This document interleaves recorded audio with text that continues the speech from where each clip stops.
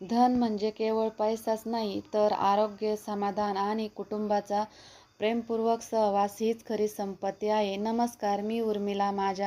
आपली संस्कृती आपले सणवार या यूट्यूब चॅनलमध्ये तुम्हा सर्वांचं खूप खूप स्वागत आहे. आणि या वर्षाची धनत्रयोदशीची तुम्हाला खूप खूप साऱ्या शुभेच्छा.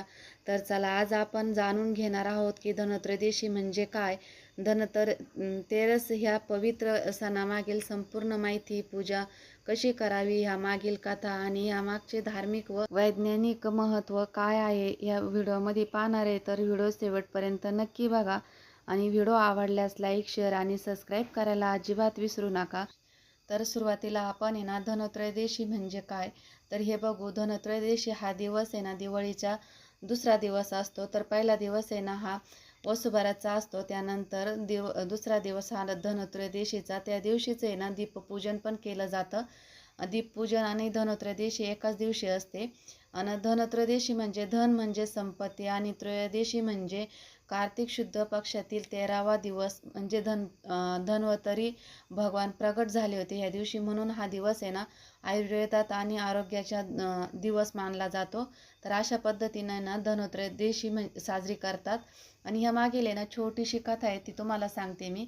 एक अशी कथा आहे, एक राजपुत्राला आहे ना त्याच्या लग्नानंतर चौथ्या दिवशी मृत्यू ठरलेला असतो. यमदूत त्याला घेण्यासाठी येणार असतात, पण त्याच्या पत्नीने काय केलेलं असतं, रात्रभर दीपपूजन करून रात्रभर दिवा आहे ना तेवत ठेवलेला असतो.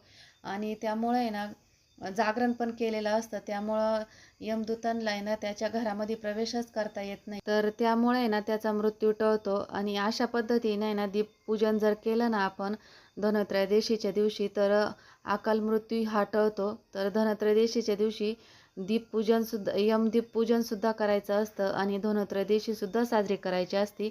ही धन्वंतरी देवाची पूजा करायची असते. तर चला, आता आपण पूजा कशी करायची ते बघू. तर सुरुवातीला आहे ना मी आणि ह्या दिवसापासून आहे ना वसुबारसपासून आहे ना पणत्या लावतात.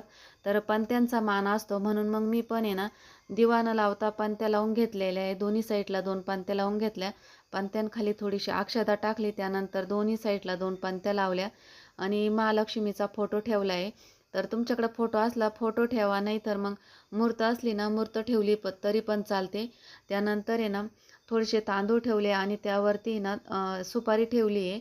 ही कुबेराची स्थापना केली आहे. तुमच्याकडे कुबेराची फोटो किंवा मूर्त असली ना ती ठेवली ना तरी पण चालेल, पण माझ्याकडे नव्हती त्यामुळं मी सुपारी ठेवली आहे. त्यानंतर इकडं कलश स्थापन केला आहे. कलशाखाली थोडेसे तांदूळ ठेवले, कलशामध्ये पाणी भरून घेतलं आहे आणि त्यानंतर आंब्याची पानं ठेवले, त्यावरती नारळ ठेवलं आहे आणि कलशामध्ये हळदी कुंकू वाहून सुपारी 1 रुपयाचं नाणं टाकलं आहे आणि कलशाला आहे ना स्वस्तिक काढून घेतलं आहे, 5 उभ्या रेषा काढून घेतलं आहे. त्यानंतर आहे ना इकडं 3 पानं ठेवले, 2 पानांवर सुपारी ठेवली आणि एका पानावर गणपती ठेवला आहे. एक महालक्ष्मीचीच प्रतीक म्हणून सुपारी ठेवली आहे आणि एक धन्वंतरी देवाचा फोटो नाही आहे ना माझ्याकडं, मूर्त पण नाही आहे, त्यामुळं मग ती एक सुपारी म्हणून मांडली आहे. आणि 5 बोळके ठेवले. यामध्ये धन म्हणजे आपलं जे जमिनीमध्ये पेरलेलं धान्य असतं ते ठेवलेलं आहे 5 बोळक्यांमध्ये. तर याला बोळकेच म्हणतात. तर एका याच्यात हरभरे, गहू, तांदूळ आणि धन. या दिवशी ना धनांना खूप महत्त्व आहे. तर धन पण ठेवले आणि मूग पण ठेवले. तर असे 5 प्रकारचे 5 धान्य 5 बोळक्यांमध्ये ठेवले. आणि ह्या दिवशी ना धनांना जास्त महत्त्व आहे. आणि प्रसादसुद्धा धन आणि गूळ, आमच्याकडे ना धन आणि गूळ असा प्रसाद ठेवत असतात. तर तो प्रसाद पण ठेवला आहे. आणि परत दोन्ही साईडला 2 पणत्या लावून घेतले. आता आपण या सर्वांची पूजा करून घेऊ. हळदी कुंकू लावून आहे ना पूजा करून घ्यायची आणि गणपतीची आरती करून घ्यायची. तर फुलं पण वाहून घेते मी. आणि या दिवशी ना प्रत्येक भागामध्ये ही पद्धत आहे ना वेगवेगळी असते. म्हणजे उंबरा ओलांडला की पद्धत ही बदलते. प्रत्येक घरातील ही पद्धत वेगळी असते पूजा करण्याची.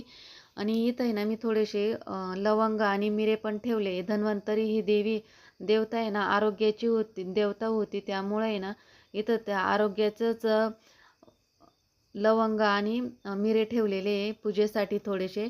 आणि अगोदर आहे ना मी गणपतीचा अभिषेक करून घेतला आहे, पण एवढं काही डिटेल दाखवलं नाही कारण व्हिडिओ खूप मोठा होईल ना, त्यामुळं मी तुम्हाला दाखवलं नाही.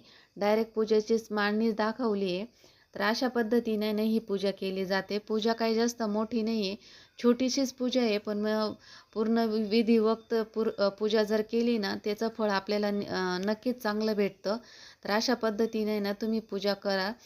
तर प्रसाद पण आहे ना आमच्याकडं धन आणि गूळ ठेवतात. तुमच्याकडं जो ठेवत असतील तो तुम्ही ठेवा आणि अशा पद्धतीने पूजा करायची. तर बघा, तुमच्याकडं कशा पद्धतीने पूजा करतात हेही मला कमेंट बॉक्समध्ये नक्की कळवा. का तुमच्याकडं कोणती पद्धत आहे आणि कोणत्या पद्धतीने ही पूजा केली जाते ती. तर मला माहिती होती ना, आमच्याकडं करतात ना त्या पद्धतीने ही पूजा तुम्हाला दाखवण्याचा प्रयत्न केला आहे मी. तर ही सर्व पूजा झाल्यानंतर आहे ना आपल्याला आरती करून घ्यायची. आरती झाल्यानंतर मग पूजेची समाप्ती होते आणि उत्तर पूजा ही कशी करायची ते सांगते मी तुम्हाला. तर उत्तर पूजा करायच्या वेळेस बी ना आपण हळदी कुंकू लावून घ्यायचं अगोदर आणि त्यानंतर आहे ना परत आपण आरती करून आणि हे सर्व फुलं वगैरे काढून घ्यायचे आणि फुलं पाण्यामध्ये विसर्जन करायचे आणि हे बोळक्यांमध्ये जे आपण धान्य ठेवलेले आहे ना ते आपल्या धान्यांमध्ये टाकून द्यायचं. आणि गूळ आणि धने पण आहे ना, धने आपण म्हणजे जमिनीमध्ये टाकले ना उगवण्यासाठी, कोथिंबिरीसाठी तरी पण चालतात. आणि पाणी तुळशीला टाकून द्यायचं आणि नारळ फोडून खाऊन घ्यायचं. तर अशा पद्धतीने उत्तर पूजा पण केली जाते. तर उत्तर पूजाला पण खूप महत्त्व आहे. तर तुमच्याकडं कशा पद्धतीने करतात हेही मला सांगा. तर हे बघा अशा पद्धतीने पूजा केली मी. तर बघा ही पूजा आहे ना प्रदोष काळामध्ये केली जाते. संध्याकाळी 7:45 वाजेपर्यंत ही पूजा करतात. तर अशा पद्धतीने ही पूजा करायची. तर भेटू पुढच्या व्हिडिओत. तोपर्यंत धन्यवाद. बाय.